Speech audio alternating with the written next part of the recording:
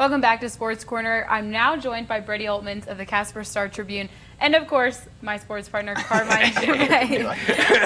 Now we're going to switch over to some UW football talk.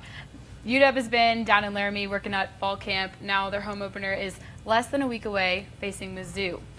So, they went 6-6 last year. What do you think the potential of repeating or possibly doing better this year?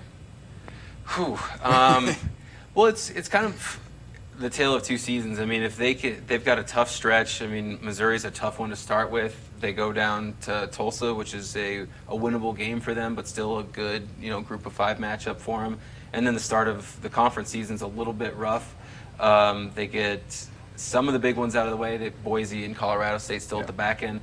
But if they can really kind of grind through that first half of the season and suffer only maybe 2, could get away with 3 losses, I mean, we're still talking bowl game at that point. Yeah, they definitely can't start how they did last year. 2-6 to start. Won the last 4, could be a good momentum builder for this coming season, even though we all know that second part of the schedule was a lot weaker. Sean Chambers got a lot of experience at quarterback, so I think a lot goes on Sean Chambers, but you lost 11 starters. 7 of them are now in the NFL.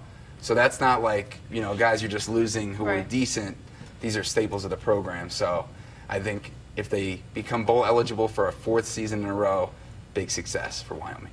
Definitely. And I mean, last year it's hard to tell because it was even on the road and at home. This year they have Boise State and San Diego on the road. With those newer guys stepping into starting positions, how do you think that'll be affected this year? They're going to have to be tested right away. I mean, I know they've had some depth problems in the past. They're going to have to develop that. Having a returning quarterback does help, but he's going to have receivers that can consistently catch the ball, which has been a problem in the past. They're going to have guys that block for him, and they're going to have a steady run game, which looks like they're probably going to try to go by committee, but Valadez is certainly a good number 1. Trey Smith, a transfer, steps in to be high potential for him right away.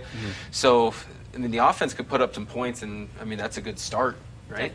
Definitely going to be run-heavy offense with Sean Chambers. His first 3 games getting any playing time, 100 yards rushing in each game, which is a good sign in the run game. But then, Boise State's always tough. Last year, losing in the Mountain West Championship game.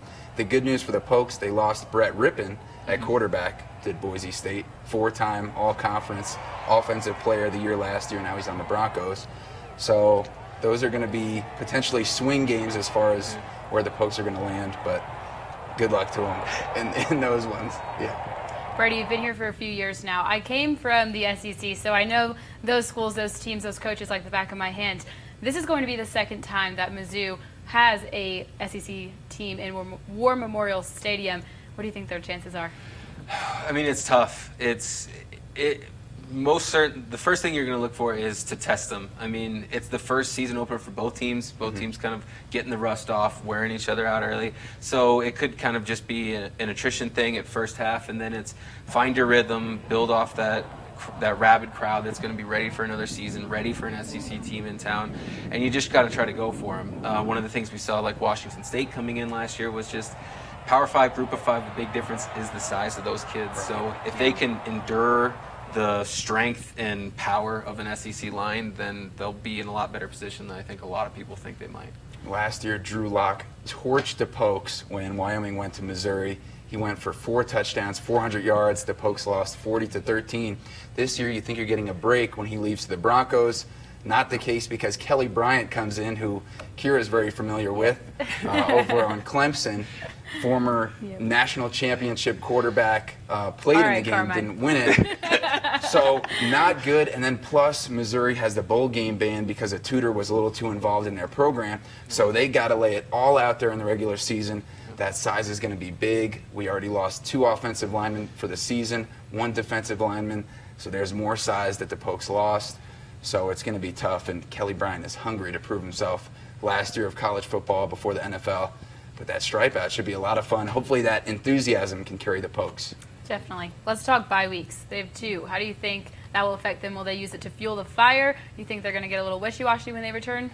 Well, they get them at good times. I mean, you get one basically right at the start or right before the start of the conference season, and then you kind of get one in the back half before Colorado State, Boise. it's good times if you're wanting to get rested up for your big games. Certainly a lot better luck than they had before, but at that point, you've just got to keep going and gutting out the season because you're looking for bowl games at that point. I think those 2 weeks of rest are really big Yeah. compared to just 1 week playing the week 0 game just like the Pokes did last year. Yeah. And then I believe our bye weeks are 5 and 9. So could be kind of 3 sections of a season rather than push through, a little break, push through. So I think 2 bye weeks is good for the Pokes. Yeah, that's a good way to put it, kind of mixing it up in there. But speaking of breaks, we will be right back There you go. after the break with some more Sports Corner.